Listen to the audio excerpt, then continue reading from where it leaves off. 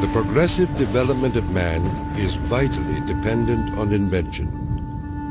Its ultimate purpose is the complete mastery of mind over the material world, the harnessing of the forces of nature to human needs. Nikola Tesla, 1919. This is the story of a modern Prometheus who changed the world with electricity. It was Nikola Tesla who captured the power of Niagara Falls with his alternating current system and made it possible to transmit electricity to all of America and the world. It was Tesla who patented the technology for wireless communications that is used in all radio and television broadcasting. His incredible legacy can be seen in everything from remote control to neon and fluorescent lighting, X-rays, guided missiles, and even the Strategic Defense Initiative. Yet somehow history has overlooked this remarkable man. Tesla was indeed a genius of the first magnitude. He was a technological visionary. He could envision great things and make them work. He was a foreigner, an immigrant who arrived in America with only his dreams. A proud and sometimes arrogant man, he worked and locked horns with some of the most powerful people of his day. Thomas Edison, who resented his ideas. Guglielmo Marconi, who capitalized on his inventions. George Westinghouse, who created the Westinghouse Electric Company with Tesla's patents. And the great financier, J. Pierpont Morgan, who supported and then abandoned him. At the height of his career, Tesla was one of the most famous men in the world. His inventions helped America grow into a powerful industrial nation. His ideas created billion-dollar corporations. But Tesla was not a practical man. Always driven toward the next great breakthrough, he failed to protect his commercial interests. In the end, others made fortunes with his inventions, and he wound up penniless and rejected. Money does not mean to me what it does to other men. All my money has been invested in inventions to make man's life a little easier. He was a visionary genius. There aren't many of them. And he was willing to give his life to his visions. We have to evolve means for obtaining energy from stores which are forever inexhaustible. What I intend to show you now, step by step, is how I finally reached my dream.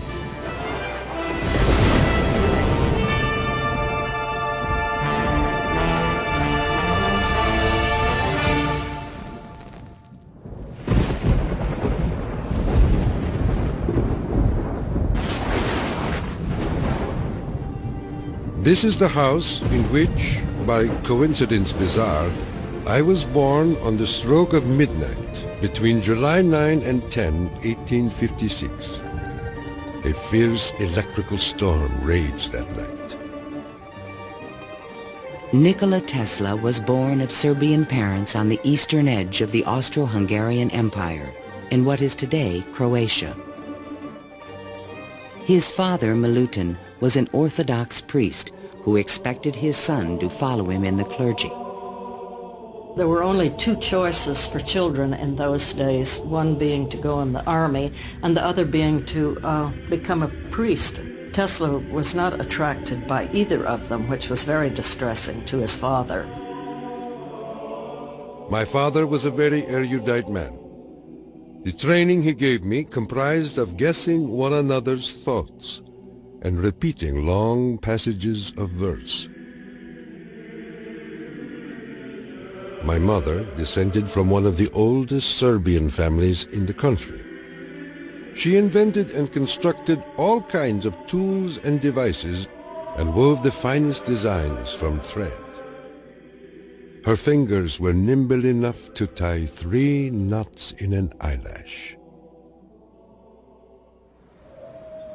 Early on, Tesla began to demonstrate an extraordinary imagination. In my boyhood, I suffered from a peculiar affliction due to the appearance of images, often accompanied by strong flashes of light. I was quite unable to distinguish whether what I saw was tangible or not.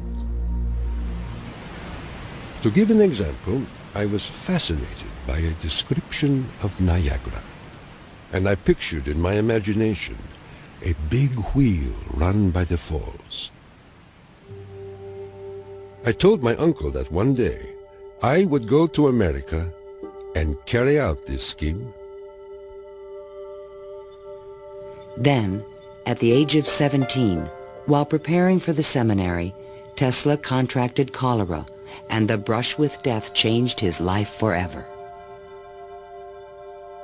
In one of the spells, which was thought to be my last, my father rushed into the room. "Perhaps," I said, "I may get well if you will let me study engineering." "You will go to the best technical institution in the world," he solemnly said.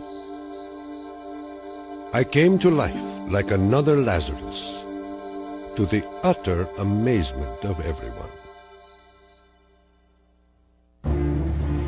In 1877, at the age of 21, I traveled to Graz, Austria to begin my college education. Here, I quickly became obsessed with the science of electricity. I wanted to know more of this wonderful force. Every spark produced 1,000 echoes in my brain. In 1831, in England, Michael Faraday had discovered the principle of electromagnetic induction, which made it possible to generate electricity.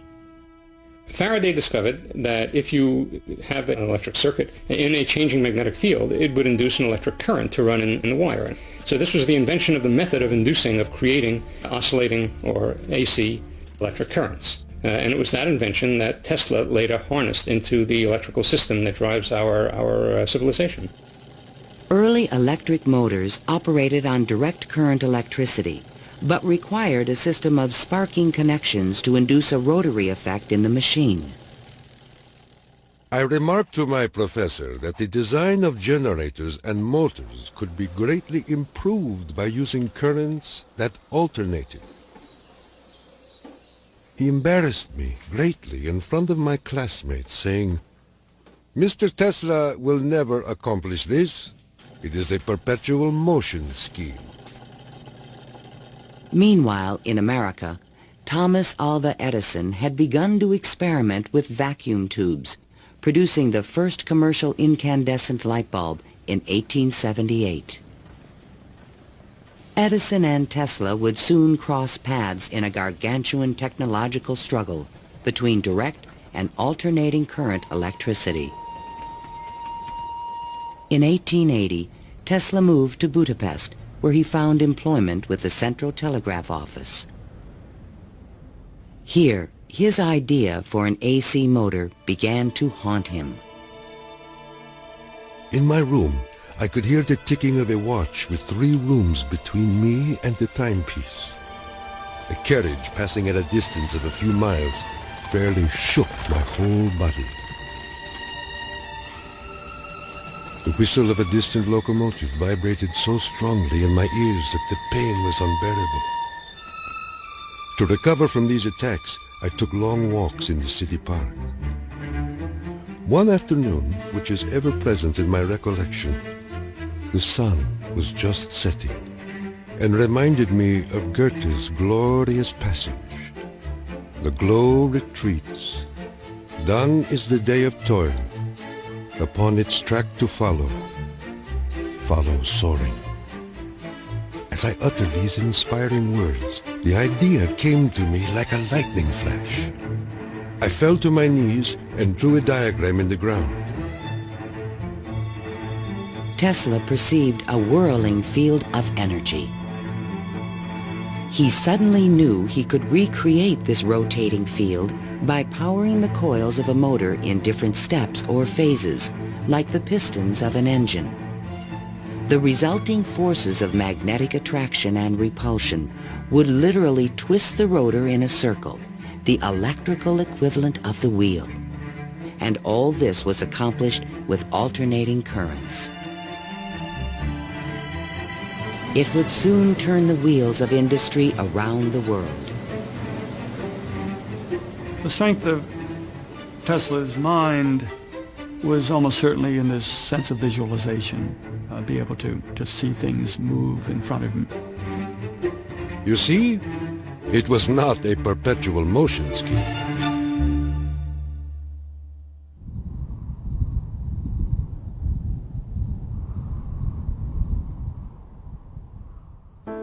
It had been the height of my ambition and my most ardent wish to see America and come in contact with the great Thomas Edison. Accordingly, I undertook the voyage, and after losing my money and tickets and passing through a series of mishaps, including a mutiny in which I almost lost my life, I landed on these blessed shores with 4 cents in my pocket. Tesla arrived in New York on June 6, 1884. A 28-year-old immigrant, he was filled with dreams of success in this strange new land. In his pocket, he carried a letter of recommendation from Charles Batchelor, one of Edison's associates in Europe. My dear Edison, I know 2 great men, and you are one of them. The other is this young man. Tesla came to America because he had tried to get his alternating current motor produced in Germany, and I believe in France as well, without any success. And he realized that there was probably only one person in the world who could help him with it, and that was Thomas Edison. New York had had electricity since the late 1870s. Edison installed his first DC power station on Pearl Street, near the financial district, in 1882. He did this with help from the great Wall Street financier J. Pierpont Morgan. But the system was far from perfect. Electricity was a very new thing. Most people didn't understand what it was all about. They were very afraid of it. There were fires breaking out. The horses on the streets would get shocks through their shoes and run away. So it was a very exciting time for Edison. I was thrilled to the marrow meeting Edison. This great man had revolutionized the world with his incandescent lamp. And I was burning to show him my motor that ran on alternating currents. Edison had built his business on the direct current system, and any talk of alternating currents was an aggravation to him. The problem with direct current is that you can't change the voltage. What you generate, that's what you get. And if you generated the power at too high a voltage, you would blow out lamps at the other end. If you generated the proper power for the lamps and you want to go any great distance, then you need copper wire that's as thick as your arm. And the Edison people said, well, that's all right. We'll just have a power station every mile or so. DC was sufficient to power lights and run motors, but it could not be transmitted efficiently over long distances. By raising and lowering the voltage, AC could solve the problem of distance, but a working AC motor did not exist. In spite of their differences, Edison hired Tesla to improve the performance of his DC generators. Tesla said he was promised $50,000 if he was successful. The offer seemed too good to be true. I entered the Edison Machine Works, where I undertook the design of DC dynamos and motors. My regular hours were from 10:30 a.m. till 5 a.m. the next day. When I completed the task, I went to Edison for payment, and he laughed. Edison was very amused by this. Said, "You just don't understand our American sense of humor, Mr. Tesla." So Tesla had had enough by that time, and he picked up his hat and walked out. Tesla paid dearly for his pride. I lived through a year of bitter tears and hard labor, digging ditches for Edison's underground cables. But he was still determined to develop his AC motor. With help from a group of investors, he opened a laboratory on Liberty Street, only a few blocks from Edison's offices. There, he began to assemble a prototype of the motor he had envisioned 7 years earlier. Along with it, he developed all the components of the system of AC power generation and transmission still used today. In May of 1888, Tesla was ready to unveil his motor to the world. The subject which I now have the pleasure of bringing to your notice is a novel motor which I am confident will at once establish the superior adaptability of alternating currents.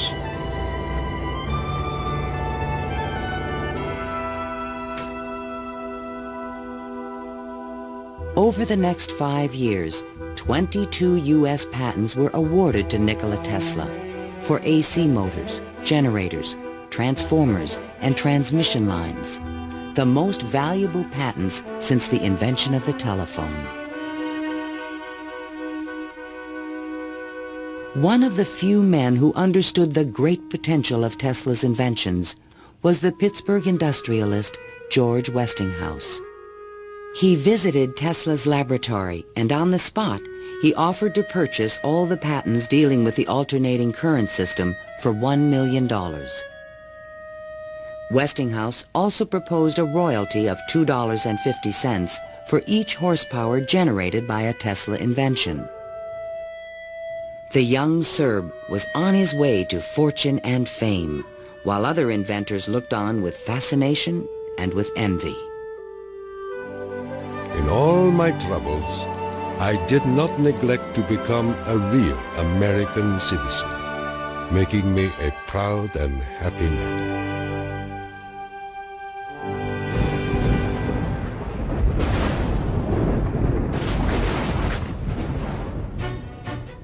During the late 1880s, Edison began a negative media campaign to discredit the alternating current system of electricity being developed by Westinghouse and Tesla.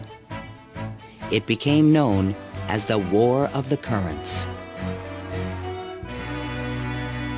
My personal desire would be to prohibit entirely the use of alternating currents. They are as unnecessary as they are dangerous. Edison employees demonstrated the dangers of alternating current by electrocuting animals in public demonstrations. Just as certain as death, Westinghouse will kill a customer within 6 months after he puts in a system of any size. None of his plans worry me in the least. An Edison associate suggested using alternating current as a means of executing criminals. A test took place at New York's Auburn State Prison in 1890. Several gruesome attempts were required to kill the victim. Disgusted witnesses claimed his spinal cord burst into flame. The infliction of the death penalty is not only barbarous and inhuman, but unnecessary as a factor in the scheme of modern civilization. The War of the Currents came to a dramatic head in 1893. The Columbian Exposition in Chicago was to be the first World's Fair lighted by electricity. The Edison Company, the Thomson Houston Company, they all got together and formed General Electric Company. 1892. And one of the first things they did, of course, was put in a bid for the job at the fair. Their bid was roughly $1 million. The Westinghouse bid was about $500,000, and naturally, Westinghouse got the job. In retaliation, GE refused to sell Westinghouse any of their Edison light bulbs. And they got some judge to say that Westinghouse couldn't use any one-piece lamps of any description at the fair. Westinghouse frantically devised a two-piece stopper lamp by fair time and saved the day. Now Tesla had a chance to make history in Chicago. His large AC generators would supply all of the fair's electricity and prove that his system would work on a large scale. On May 1st, 1893, 100,000 eager spectators filed into the fairgrounds, awed by the gleaming neoclassical architecture. Night fell. President Grover Cleveland pressed a button, and the fairgrounds exploded with brilliant tube lighting and multicolored searchlights. The most incredible display of lighting the world had ever seen.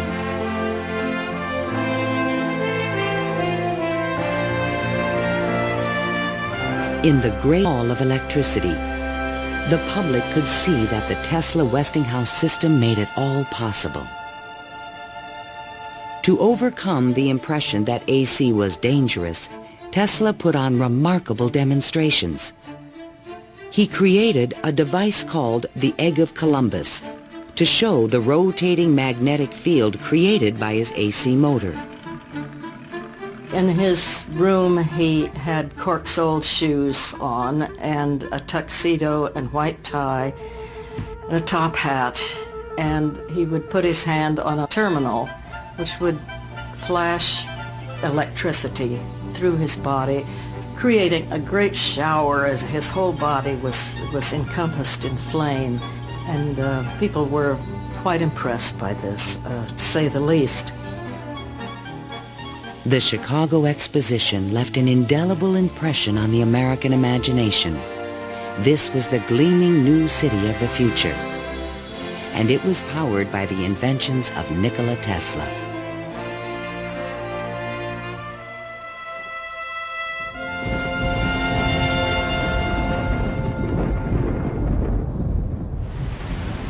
Since childhood, Tesla had dreamed of harnessing the power of the great natural wonder called Niagara Falls.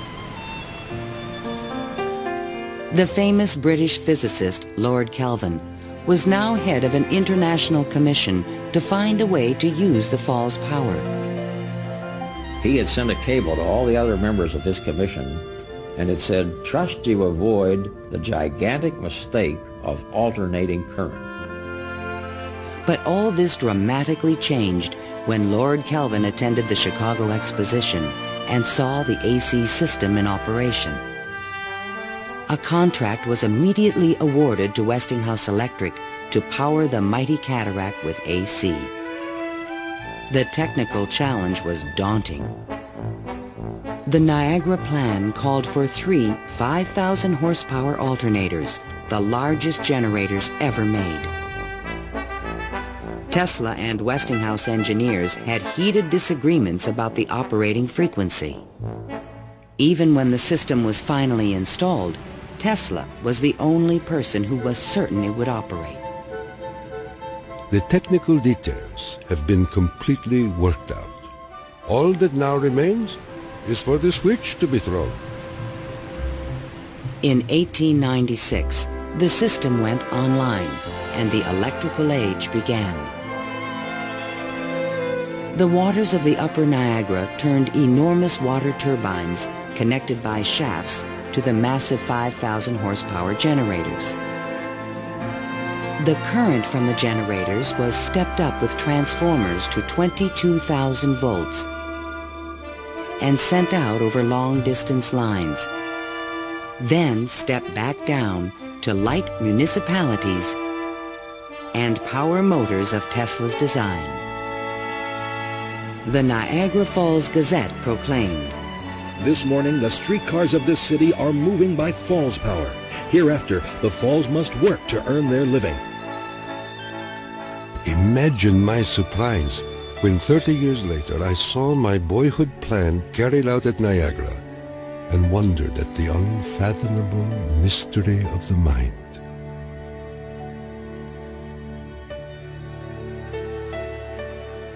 Within a few years, the number of generators at Niagara was increased to 10. By the turn of the century, the power lines stretched 360 miles to New York City. The War of the Currents was over, and Tesla was the winner. By the time Tesla effectively arrives on the scene with his motor, Edison is out of the business. He's basically written out of his own company. This was something Edison would not soon forget. In spite of the success of AC, Westinghouse had overextended his company's resources, leading to severe financial difficulties. In order to save the company, Tesla said that he tore up his royalty contract for $2.50 per horsepower generated. Today, this agreement would be worth trillions. Had the inventor been tricked again? This is something that we've never found any record of in the Westinghouse annals. We do have something which is a memorandum of agreement about that, but it was never signed. But Tesla was ready to move on. I had already perceived enough to get the idea that energy could be transmitted and received without connecting wires in between. He was convinced his next invention would make him a millionaire once more.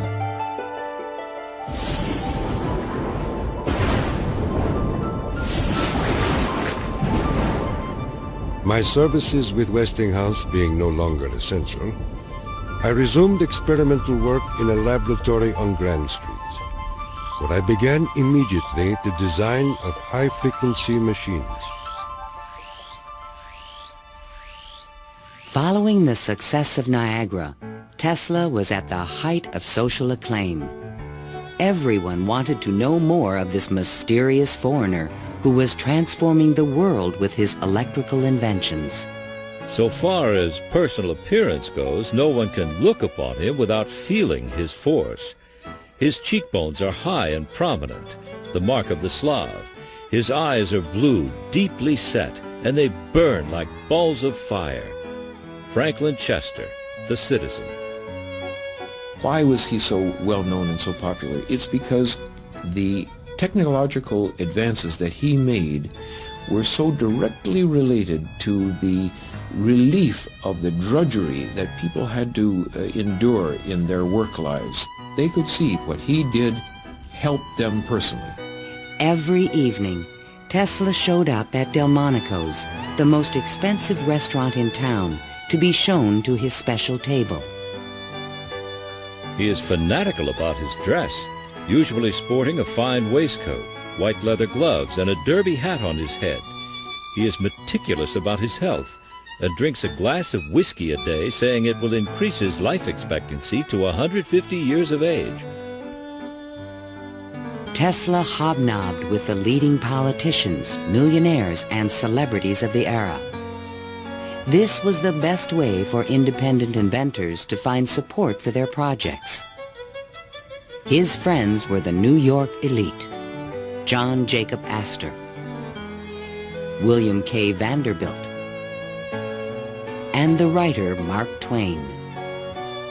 I have just seen the drawings and description of an electrical machine lately patented by Mr. Tesla, which will revolutionize the whole electric business of the world.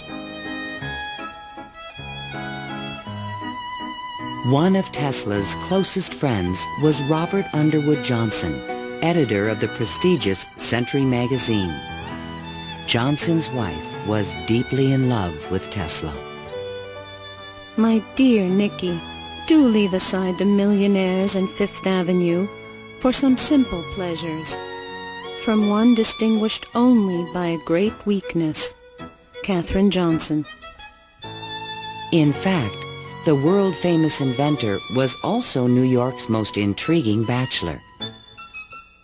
The fact that he never married, I think, had almost nothing to do with his interest in women. It appeared that he was always very interested and was attractive to women. Many women sought his attention. The beautiful and wealthy socialite Flora Dodge, and even the famous French actress Sarah Bernhardt. But in spite of his charisma, Tesla was only interested in his inventions. He had so many phobias that he couldn't have had close relationships with women. He didn't like most of the jewelry that they wore or the perfume, and he couldn't bear to touch hair. And and in fact, he didn't like to shake hands. And so these are all things that do tend to discourage intimate relationships. The inventor even claimed that he destroyed his sexuality at the age of 40. A certain French actress kept coming to me and made it impossible for me to concentrate. It's a pity, too, for sometimes I feel so lonely.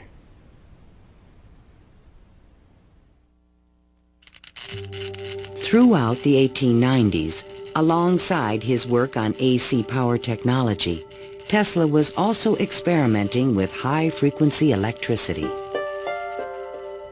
In 1873, James Clerk Maxwell in England had proven mathematically that light was electromagnetic radiation.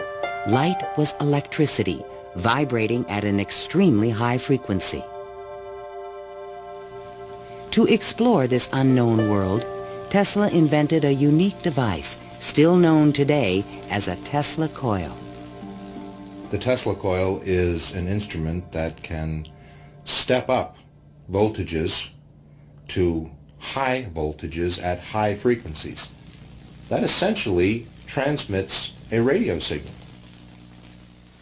Tesla invited friends and potential investors to late-night demonstrations in his laboratory. In experiments, he would permit his guests to pass thousands of volts of electricity through their bodies to light a lamp or melt a wire in their hands. Mark Twain was always a willing subject. Thunder is good. Thunder is impressive. But it is lightning that does the work. Even today, it would be a little bit scary to go into Tesla's laboratory, and in those days when people didn't know anything about electricity, it must have been terrifying. With high frequencies, Tesla developed some of the first neon and fluorescent illumination. He also took the first X-ray photographs. But these discoveries quickly paled one day in 1890 when a vacuum tube illuminated in his hand without any wire connection. To me, it was the first evidence that I was transmitting energy through the air. This was the beginning of Tesla's lifelong obsession, the wireless transmission of energy.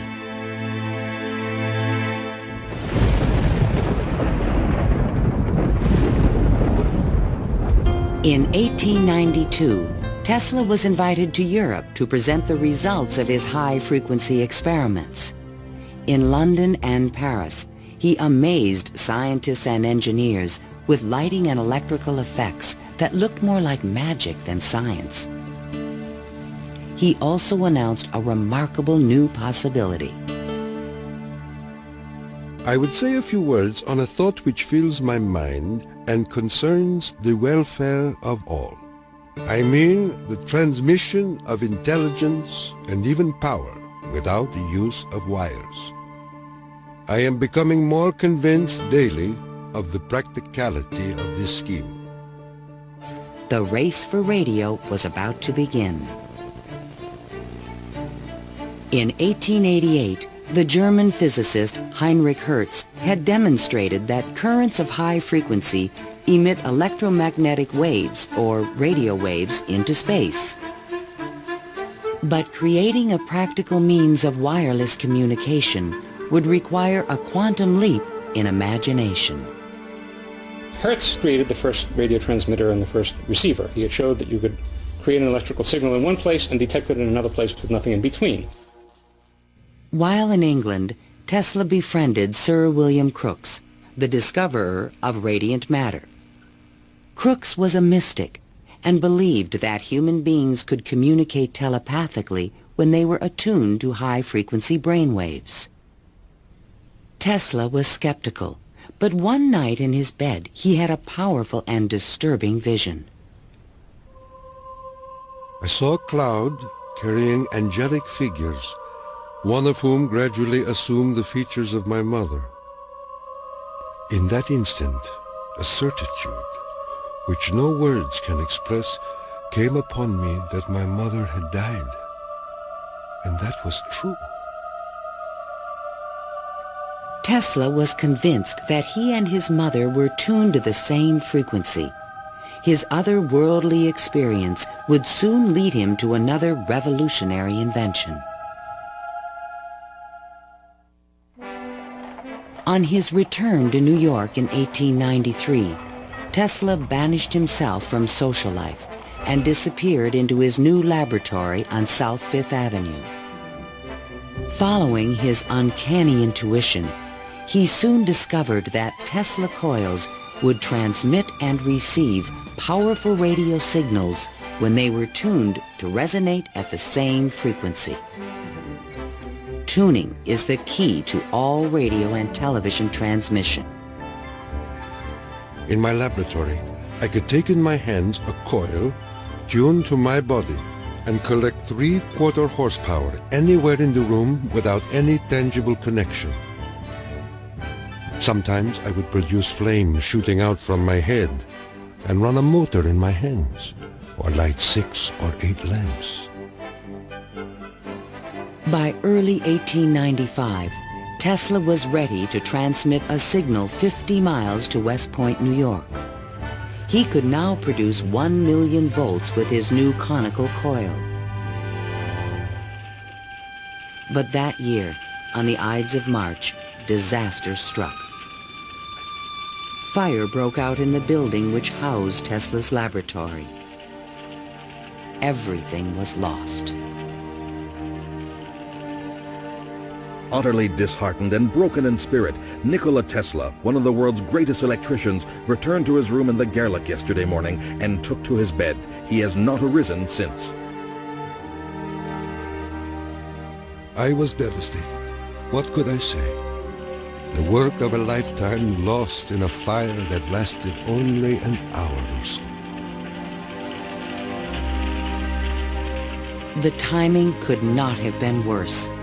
In England, a young Italian experimenter named Guglielmo Marconi had been hard at work and created a device for wireless telegraphy. Concerned that Marconi would exploit his ideas, Tesla opened a new laboratory and rushed to complete his own system for wireless communication. This patent, filed by Tesla in September 1897, is the fundamental technology for radio. But it would be 50 years before Tesla got credit for his invention. Various people in various different countries had the idea of exploiting this as a means of communication. But I think Tesla was the one with the real vision, in which you would broadcast signals on a definite carrier frequency, and then you would have a series of antennas that were sensitive to one frequency only, tuned to a certain frequency, and would detect just one of these signals and make an intelligible transmission. Once again, his vision describes the world that we live in.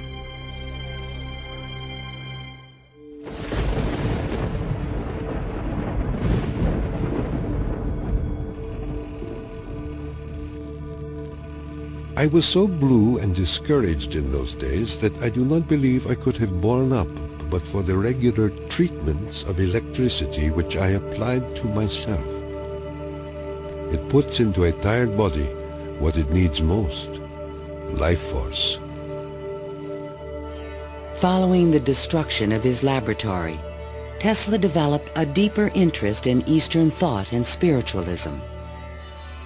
Mr. Tesla was charmed to hear about the Vedantic prana and Akash and the Kalpis, which he claims are the only theories modern science can entertain.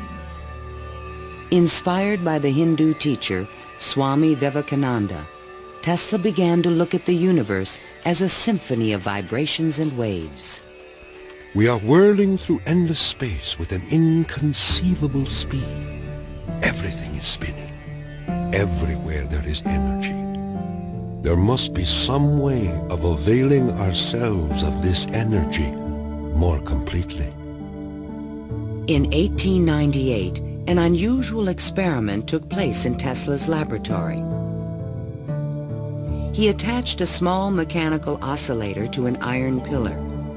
Precisely timed pulses from the device made the entire building tremble. Windows started crashing around the area, and he, being at the epicenter, didn't notice anything happening until some police came bursting into his laboratory. It was just at the moment where he'd picked up a sledgehammer and broken the oscillator. He just said to the policemen that how too bad that they had just missed an interesting experiment. Tesla was, I would say, obsessed with frequency, the notion of resonance. The story where he takes the device and puts it on the girder in his office and, gets the frequency of the building and supposedly, it's an apocryphal story, I'm sure, but it gets right at the core that, hey, if I've got the right frequency, I can move the world. And indeed, he talks about the frequency of the earth, and that if he can do that, he can, almost literally split the earth in half. Meanwhile, Marconi was doing more practical things and succeeded in transmitting a signal 5 miles on the Salisbury Plain in England. Not to be outdone, Tesla decided to introduce an entirely new invention. In a specially constructed pool, potential backers were amazed to see the inventor controlling the motions of a small mechanical boat with no wires attached to it. This was the world's first radio-controlled device. The machine even seemed to think. Someone threw out the question, what is the cube root of 64? And 4 flashes came back. The audience was so surprised, Tesla had to remove the lid to prove no one was inside. Tesla developed his radio-controlled boat in 1898 and patented it and thought it was an armament for war. He rationalized this as a means of ending war. The military who looked at it thought it was too complicated and vulnerable. Soon after the demonstration, Mark Twain wrote from Austria. Dear Mr. Tesla, have you the Austrian and English patents on that destructive terror which you have been inventing, and thus make war henceforth impossible? If so, won't you set a price on them and commission me to sell them? Sincerely yours, Mark Twain. But I have no desire to be remembered as the inventor of a purely destructive device. I prefer to be remembered as the inventor who abolished war. That will be my highest pride.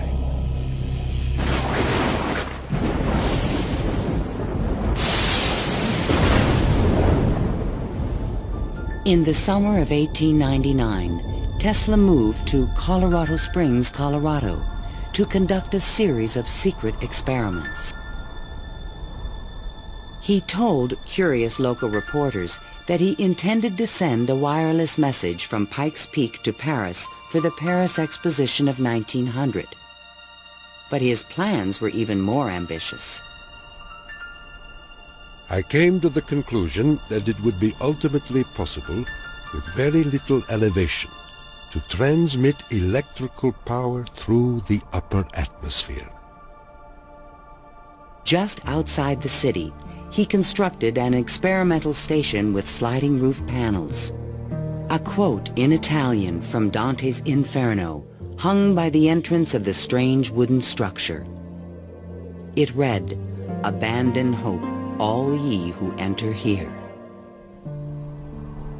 During the construction phase, Tesla studied lightning. Now, I can understand Tesla's fascination with it, because what happens in lightning is that electricity is being transmitted from one place to another. Electric power, not just electric signals, but real electric power is being transmitted from one place to another. And the way it happens is that the air itself breaks down, it ionizes, it becomes what we call a plasma, and therefore for a moment it's a conductor, and it's actually conducting electricity just the way an electric wire conducts electricity. Inside the station, he began to assemble the largest Tesla coil ever built, which he called the magnifying transmitter. An antenna rose 145 feet above the building, crowned with a copper foil sphere. The entire station was, in effect, a machine to create lightning. Late one evening, Tesla put his transmitter to the test. He signaled to an assistant to close the switch. Huge streamers of electricity shot out of the coil and darted through the room. The sound of the exploding discharges was deafening. Outside, above the building, bursts of artificial lightning, more than 100 feet long, began to shoot out of the ball atop the antenna. Its thunder could be heard 20 miles away in the small mining town of Cripple Creek.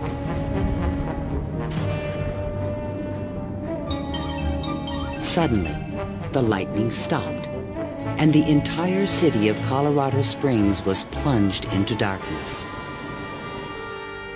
The experiment had set fire to and destroyed the local power company's generator. Residents were furious and began to fear this mysterious stranger. Undaunted, Tesla continued his wireless power experiments for 6 more months. Late one night, an unusual event took place. Tesla noticed a repeating signal being received by his apparatus. To his own amazement, he believed it was an extraterrestrial communication. In a letter to the American Red Cross, he wrote, "Brothers, we have a message from another world. It reads, 1, 2, 3. The press had a field day. If the mystical 1, 2, 3 was impulsed from Mars, as Tesla says, they certainly showed most excellent taste in choosing Colorado Springs. It is a rule in inventional science. When you're going to tell one, tell a good one. And men have become great in this way. Colorado Springs Gazette. Though widely ridiculed for his claim, Tesla may have been the first to detect radio waves from space. I believe that Tesla could have gotten these signals from space.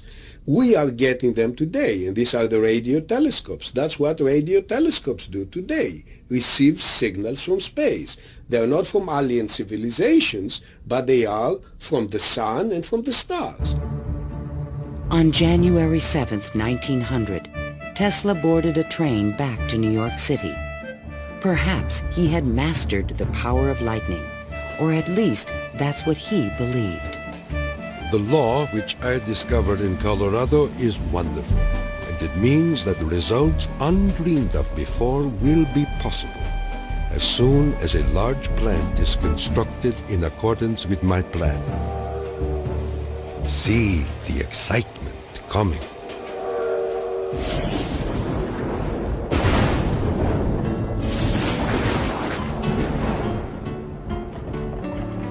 When Tesla arrived home, it was a brand new century. Electricity was fueling the tremendous growth of the city. And now, there was talk in the air about the new art of wireless communication. Marconi arrived in New York in 1900 to attract investors for his new company, Marconi America. He filed a U.S. patent for a system of wireless telegraphy, but it was rejected because it was similar to Tesla's invention. It became obvious, I think, to Marconi as well as to other experimenters of the time that the Tesla system was an efficient, powerful resonator that would produce electromagnetic waves that you could work with. Confident in the future, Tesla took up residence in the Waldorf Astoria Hotel and wrote a sensational article for Century magazine. First, let us ask, what is the spring that drives all? All this energy emanates from one single center, one single source, the sun. In this detailed futuristic vision, he described a means of tapping the sun's energy with an antenna. He suggested that it would be possible to control the weather with electrical energy. He predicted that wars would soon be eliminated by machines. And to unite all nations, he proposed a global system of wireless communications. When wireless is fully applied, the Earth will be converted into a huge brain, capable of response in every one of its parts.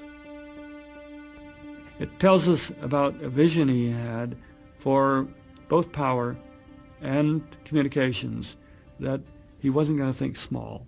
He was going to think globally on this. And that's all very nice if it works. The idea of a global communications network was very appealing to one of the world's most powerful men, J. Pierpont Morgan. He agreed to invest $150,000 into Tesla's worldwide radio broadcast center. But the inventor's real plan was to transmit without wires industrial levels of electrical power. Tesla chose to keep this a secret from his investor. In the summer of 1900, Tesla moved to Shoreham, Long Island, and began construction of a huge tower and plant called Wardenclyffe. This Tower of Dreams was made entirely of large wood beams and rose 187 feet above the ground. The plant next to the tower was designed by the architect Stanford White and was constructed under strict secrecy. He certainly could have sent signals across the Atlantic with no trouble with a station of that magnitude. But he was still pursuing wireless power transmission. The tower would light up at night, shooting sparks, making noises. Such experiments, they alarmed the whole area. Then, on December 8, 1901, Marconi took another step forward and transmitted his famous letter S across the Atlantic. Tesla dismissed the Italian's advances. Marconi is a good fellow. Let him continue. He is using 17 of my patents. The simple fact about Marconi is that he used Tesla's system to transmit signals and claimed that these were ideas that he had developed himself. Morgan began to doubt the wisdom of his investment. Marconi's system not only worked, it was also inexpensive. And technical problems were beginning to catch up with Tesla. He went back to Morgan again, asked for more money. Morgan says, "Where's the radio transmissions across the Atlantic? How's that coming along?" Well, it wasn't coming along. Tesla was forced to tell Morgan his real plan. What I contemplate and what I can certainly accomplish, Mr. Morgan, is not a simple transmission of messages, but rather the worldwide transmission of electrical power.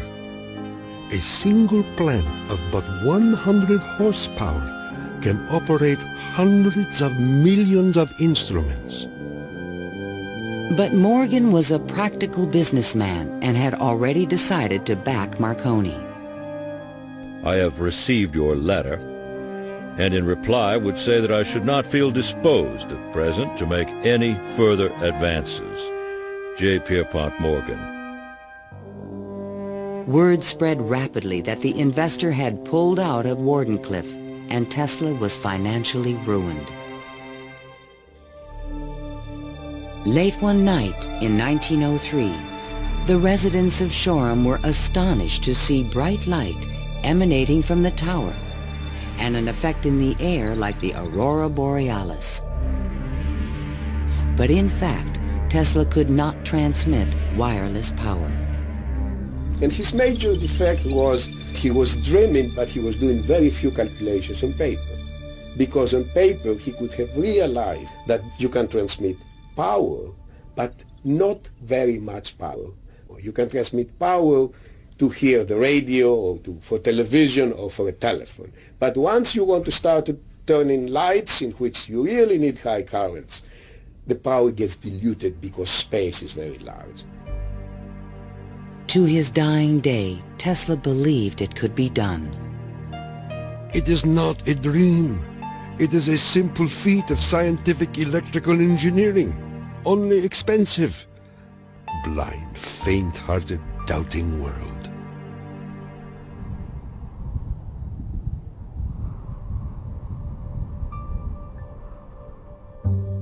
Wardenclyffe marked a turning point in Tesla's career.